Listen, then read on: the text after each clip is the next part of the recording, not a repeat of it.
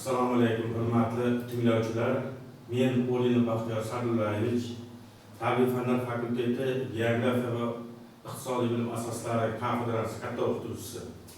Fan O'rta Osiyo tabiiy geografiyasi, mavzu O'rta Osiyoning geografik o'rni, chegaralari,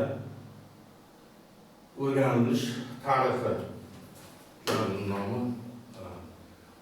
Avvalambor, hurmatli tinglovchilar, O'rta Osiyo haqida gapiradigan bo'lsak, bugungi kunda ikkita tushuncha bor.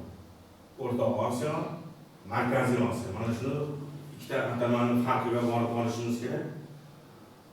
Biz agar tabiiy geografik jihatdan qaraydigan bo'lsak, O'rta Osiyo bu Yevrosiyo materiyaning markaziy qismida joylashgan, asosan Osiyo qit'asida. Chunki materiyalar hammasi rayonlashtirilganda tabiiy geografik rayonlarga bo'linadi. Shundan Yevrosiyo materiyaning 14 ta tabiiy geografik rayoni bo'ladigan bo'lsa, shulardan bittasi O'rta Osiyo tabiiy geografik rayoni. Endi ikkinchi atama bu Markaziy Osiyo so'zi ham ko'p ishlatilib turadi. Markaziy Osiyo so'zini biz iqtisodiy geografik jihatdan olib qaraganda Markaziy Osiyo bu hududga 5 ta davlat kiradi. Ya'ni Qozog'iston, O'zbekiston, Tojikiston, Qirg'iziston va Turkmaniston.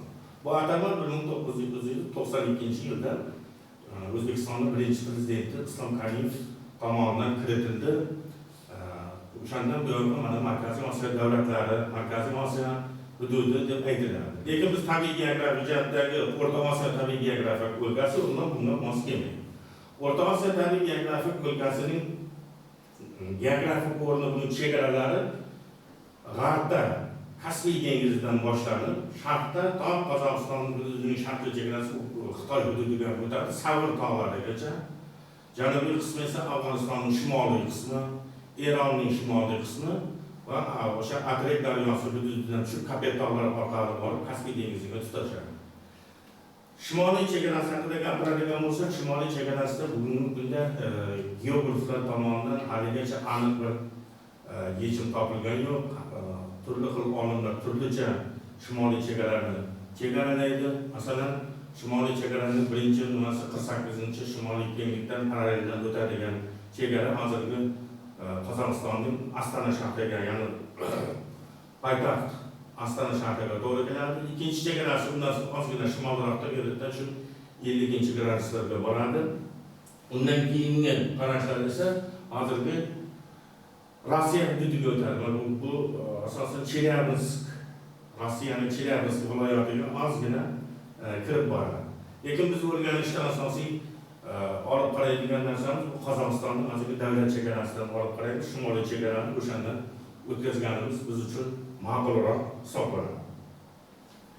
Endi O'rta Osiyo hududi bu qadimiy geologik jihatdan geologik rivojlanish natijasida uzoq yillar, ko'p yillar mobaynida paydo bo'lgan hudud hisoblanadi. Nihoyatda geologik tuzilish jihatdan ham murakkab hisoblanadi. O'zi ham mana bugunga qaraydigan bo'lsak, O'rta Osiyo hududining o'zi bironta qit'alardagi tabiiy geografik rayonlarning birontasiga o'xshamaydi.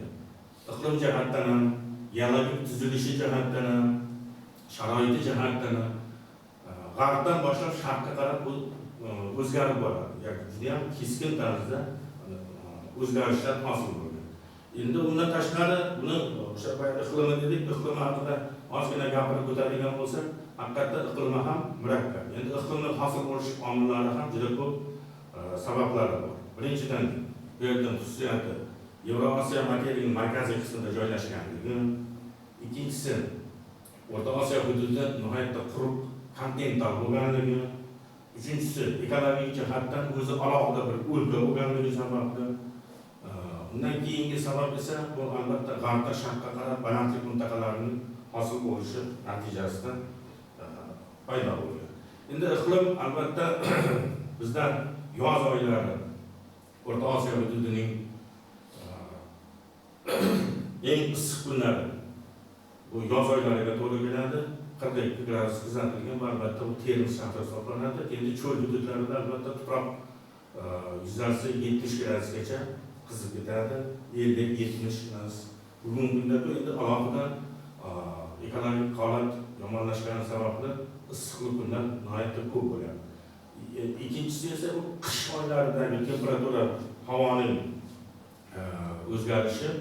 Bu albatta qish oylarida havo cho'l hududlarida, Qoraqalpog'iston hududida, Xorazmning shimoliy qismlarida Shimoliy Muz okeanidan kirib keladigan sovuq havo oqimlari to'g'ridan-to'g'ri kirib kelishi natijasida 42 gradusgacha eng sovuq havo kuzatilgan. O'rtacha temperatura qishniki shu bugungi kunda 17-20 gradusni tashkil etadi.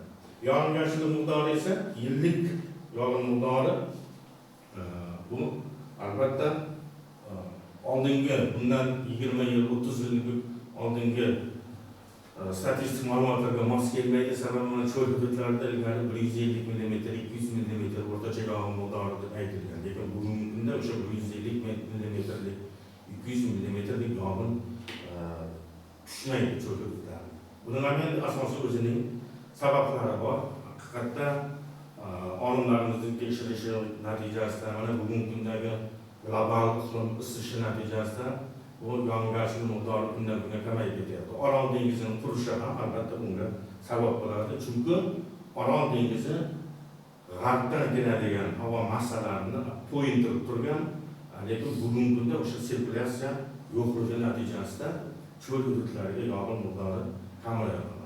Albatta kelayotgan siklon bu O'rta Osiyoning sharqiy qismiga kelavergan sari balandlik mintaqalari hosil bo'ladi. Asosiy tog'lar O'rta Osiyoning sharqiy qismida joylashganligi uchun bu hududda yog'ingarchilik ko'proq bo'ladi. Tog'li hududlarda 300 mm dan boshlab 200 mm dan boshlab hattoki ba'zi bir hududlarda 1000 mm gacha ham yog'ish nimalarni ko'rishimiz mumkin.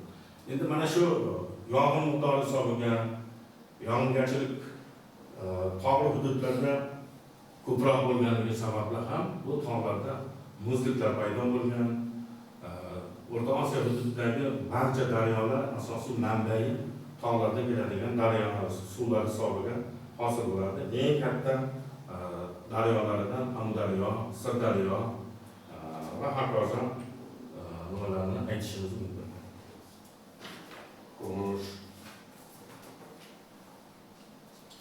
Demak, bundan tashqari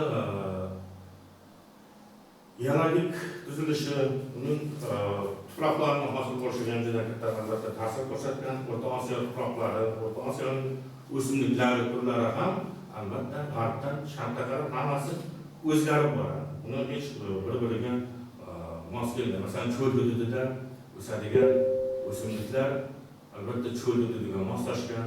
Ularning chunki namgarchilik kam bo'ladi. Shuning uchun ham bo'lgan suvga chidamli bo'lgan o'simliklar o'sadi. Hayvonot dunyosi ham shunday cho'l hududiga moslangan. Bundan keyin dasht hududi ham asta-sekinlik bilan dasht va tog'li hududlarga kelgandan keyin balandlik mintaqalari hosil bo'ladi. Mana shunga qarab o'zgarib boradi. Qayerda yog'ingarchilik ko'p bo'lsa, namgarchilik kuchli bo'lsa, albatta tekislikka qaraganda tog'li hududlarda o'simlik miqdori ko'payib boradi. Bo'ldimi?